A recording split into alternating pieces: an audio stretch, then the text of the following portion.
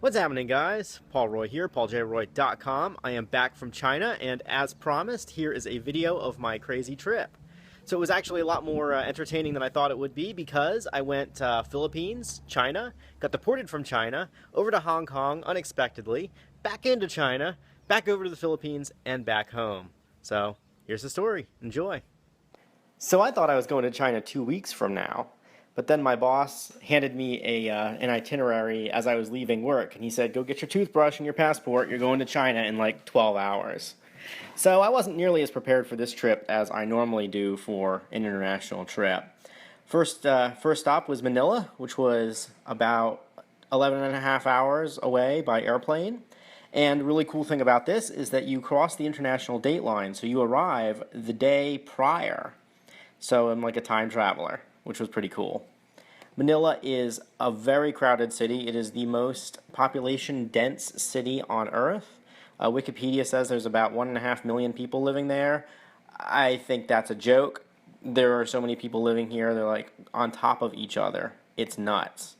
But it's a pretty neat spot. I got to hang around and mainly saw cabs and hotels there, and what I saw of the traffic made me very, very, very grateful that I didn't have to be driving in it. I swear, people in the Philippines have no regard whatsoever for their lives or the lives of the people around them. Holy crap, these people drive crazy. The next morning, I had to go into China, and so I did. But China turned out to be quite the huge adventure, and I'll let me talk to you about it right now. One does not simply walk into China. Oh no, you need a visa to do that. So I am officially getting booted out of my very first country. God knows that I've had plenty of countries in the past that I deserve to get booted out of. But this is actually the first one. So they're making me buy a ticket to Hong Kong, so I get to go be like a Pacific jet setter, like a Pacific Rim jet setter. They just sort of dropped me. Oh, and here they are, gotta go. All right, peeps, the saga continues. So it was either spend a night in Chinese immigration jail or spend $230 on a ticket to Hong Kong. I picked ticket to Hong Kong because that was the smart thing to pick. So actually, the customs people were super friendly. They went and bought me a ticket to Hong Kong because they wouldn't take my U.S. dollars, and I just didn't have time to change anything into Chinese yuan. So yeah, so the customs folks actually bought me a ticket to Hong Kong, and then I handed them cash because I just had a pocket full of hundos. Very last plane out of China tonight over to Hong Kong. Yeah. Anyway, when I get to Hong Kong, I'll be able to get back to China because, well, then I'll be transmigrant again. I'll be coming in from Hong Kong and going out through Manila. So the visa that I thought would work the first time will now actually work. I just had to like fly to a totally different country because that's just how life goes sometimes. Anyway, I'm running on pure adrenaline right now, and having probably a better time than any man who just got kicked out of a country ought to be having. But yeah, so this is the continuing saga of adventures jet setting around the Pacific Rim. That's all I got. We'll see. Oh yeah, and the plane's delayed because of heavy fog, so it might be a really, really bumpy ride. Alright guys, well this is how we roll in China. Yeah, taking off some thick fog. This ought to be exciting. Alrighty. My hotel has this really snazzy glass elevator. And since I paid $100, I might as well ride the ride. Right? So I'm going up to the 20th floor. There's some more Hong Kong. Much better view.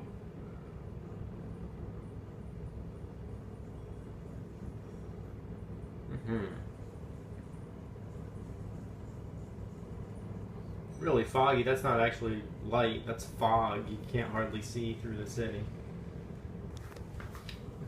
And we're back. Now we're going down.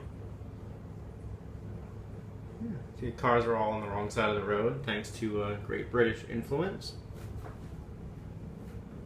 Man, this thing goes down a lot faster than it goes up. Lots of buses over there. And here we are. Okay, heading to China for round 2. This ought to be fun. So Hong Kong was an interesting experience. All of the like 20 minutes that I saw of it. When I was getting booted out of China, I talked to my guard extensively for probably about 3 hours while he was making sure that I was going to get on the airplane and leave. And it was really fascinating to talk to him about all the opportunities that he doesn't have that I just take for granted. For example, I have the opportunity to choose my profession. I have the opportunity to choose what I want to do for a living. I have the opportunity to choose like what kind of food I want to eat. I have the opportunity to choose what kind of hobbies I want to have. And when I was talking to this gentleman, man, it was like these were totally foreign concepts to him.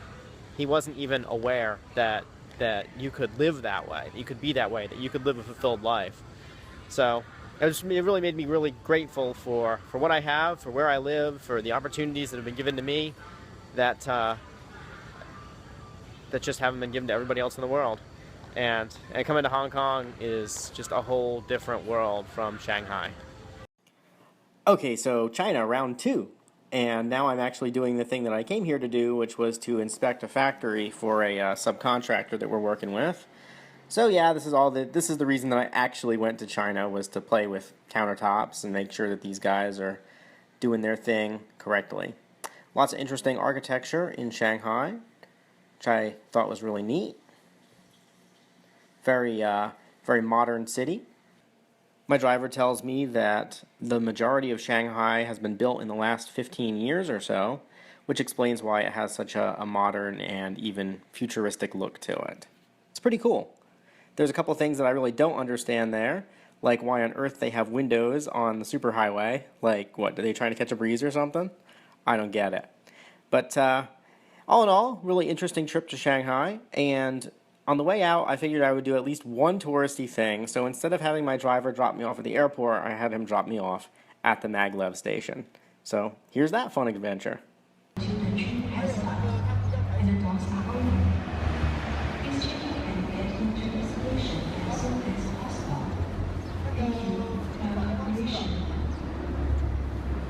So here's the Magav. Cool.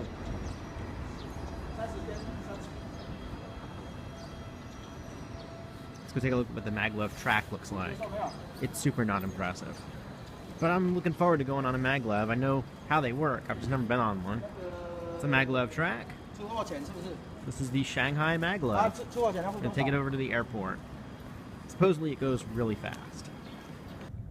Alright, we're riding the Magav train out of the station.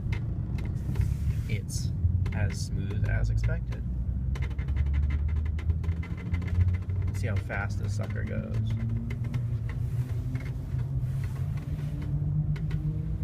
Moving right along, about 50 kilometers an hour.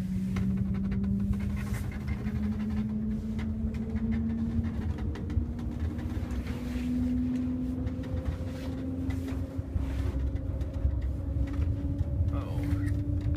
On this side, there will be another train, 100 kilometers an hour. Supposedly this train comes by so fast, it's over like in a blink. Looks like we're holding steady at 300 kilometers an hour.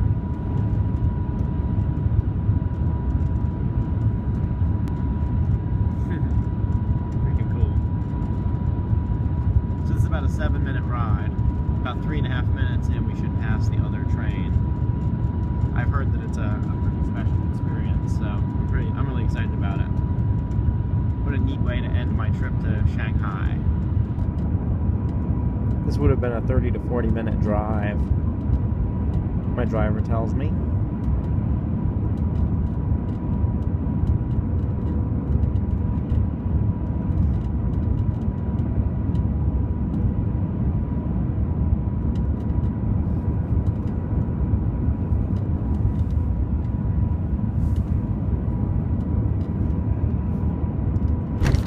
Oh, and there it was.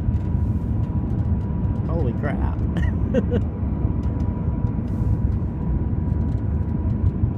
Unlike a train on rails, the sucker is banking right now.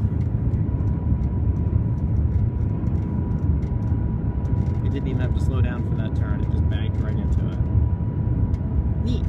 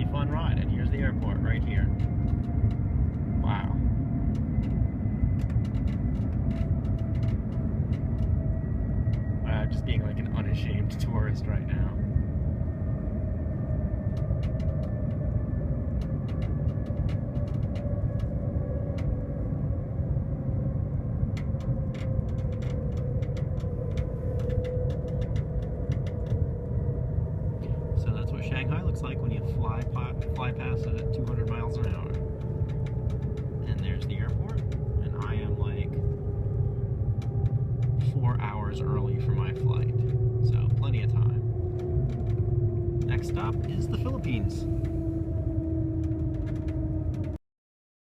What's up, guys? This is Manila. I'm on the rooftop patio of the Hotel Meranti, about 11 stories up. They have this incredibly safe looking piece of glass between me and certain death, which is kind of neat. So happy, look at this thing. It's so secure. You can just like wiggle it around. Wonder if that thing meets safety code. Probably not. Anyway, Manila's a neat city, but best experience from way the heck above it, man. I swear, the people here on the roads have no regard whatsoever for their own lives. This is this is traffic that's much crazier than anything I ever experienced in Central America. See a lot of jeepneys down here. A jeepney is like a jeep that's kind of on rails. It's like a stretch limousine of a jeep. Seats probably about 14 people. Skyscrapers as far as the eye can see. Let's just walk over on the other side of this little patio. Another glass thingy. It's so secure. Yeah, don't get drunk and fall off of this balcony. You're gonna die. Anyway, a lot of construction here, a lot of growth, lots of population density. Infinity pool, that's a cool little feature. A lot of people smoke here, but this hotel is non-smoking completely. Got a employee over there. We got a wonderful cart for brooms and other garbage, so that's probably a feature, right? And we'll go over here to this side. Oh, you know what? Let's go up. We'll go up. Ow, ow, ow, ow. I almost biffed it. That hurt. Alright, so now I'm like 3 feet higher with a crazy good scrape on my elbow.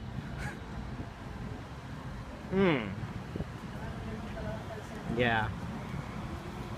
There's the another one of those super safe glass railings. So yeah, glad to be in Manila. Really interesting town. Huge, dense, populous, and just lots of stuff going on here. I leave for Honolulu at about 4 p.m. and I arrive at 9 a.m. on the same day. So I'll be seeing my wife a little bit earlier this morning. Be really cool. See you guys later.